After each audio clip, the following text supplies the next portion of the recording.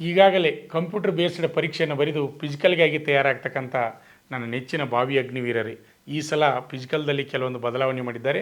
ಅದಕ್ಕೆ ಸಂಬಂಧಪಟ್ಟಾಗಿ ಶಾರ್ಟಾಗಿ ನಿಮಗೆ ಮಾಹಿತಿಯನ್ನು ನೀಡ್ತಾ ಇದ್ದೀನಿ.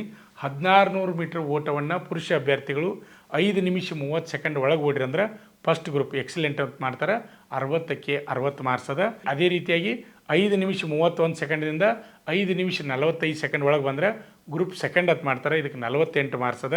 ಅದೇ ರೀತಿಯಾಗಿ ನೆಕ್ಸ್ಟ್ 5 ನಿಮಿಷ 46 ಸೆಕೆಂಡ್ದಿಂದ 6 ನಿಮಿಷ ಒಳಗೆ ಯಾರು ಓಡ್ತಾರೆ ಅವ್ರಿಗೆ ಥರ್ಡ್ ಗ್ರೂಪ್ ಮೂರನೇ ಗ್ರೂಪ್ ಮಾಡ್ತಾರೆ. ಇಲ್ಲಿ ಮಾರ್ಕ್ಸ್ ಎಷ್ಟು ಅದಾವಪ್ಪ ಅಂದ್ರೆ 36 ಅದಾವ. ಅದೇ ರೀತಿಯಾಗಿ ಗ್ರೂಪ್ 4 ಅಂದರೆ 6 ನಿಮಿಷ 1 ಸೆಕೆಂಡ್ದಿಂದ 6 ನಿಮಿಷ 15 ಸೆಕೆಂಡ್ ಒಳಗೆ ಯಾರು ರನ್ನಿಂಗ್ ಮಾಡ್ತಾರೆ ಅವರಿಗೆ ಗ್ರೂಪ್ 4 ಅಂತ ಮಾಡ್ತಾರೆ, 24 ಮಾರ್ಕ್ಸ್ ಅದಾವು.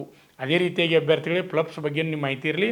10 ಪ್ಲಬ್ಸ್ ತೆಗೆದ್ರೆ 40 ಮಾರ್ಕ್ಸ, 9 ಪ್ಲಬ್ಸ್ ತೆಗೆದ್ರೆ 33 ಮಾರ್ಕ್ಸ, 8 ಪ್ಲಬ್ಸ್ ತೆಗೆದ್ರೆ 27 ಮಾರ್ಕ್ಸ, 7 ಪ್ಲಬ್ಸ್ ತೆಗೆದ್ರೆ 21 ಮಾರ್ಕ್ಸ, 6 ಪ್ಲಬ್ಸ್ ತೆಗೆದ್ರೆ 16 ಮಾರ್ಕ್ಸ.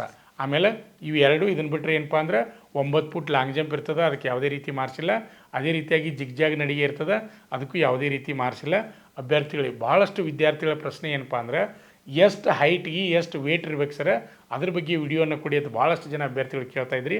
ಅಭ್ಯರ್ಥಿಗಳಿಗೆ ನಮ್ಮ ಶ್ರೀ ಮಂಜುನಾಥ್ ಸೈನಿಕ ತರಬೇತಿ ಕೇಂದ್ರ ಯೂಟ್ಯೂಬ್ ಚಾನಲ್ನಲ್ಲಿ ಎಷ್ಟು ಹೈಟಿಗೆ ಎಷ್ಟು ವೇಟ್ ಇರಬೇಕು, ಆಮೇಲೆ ಅಗ್ನಿವೀರ ಆರ್ಮಿ ರ್ಯಾಲಿಗೆ ಹೋಗುವಾಗ ಹಿಡ್ಕೊಂಡು ಫೈನಲ್ ಆಗಿ ನೀವು ಸಿಲೆಕ್ಷನ್ ಆಗಿ ಬರ್ಬೇಕಾದ್ರೆ ಏನೇನು ಮಾಡಬೇಕು ಅಂತಕ್ಕಂಥ ಸಂಪೂರ್ಣ ಮಾಹಿತಿಯನ್ನು ನೀಡಿದ್ದೇನೆ ಅಭ್ಯರ್ಥಿಗಳೇ.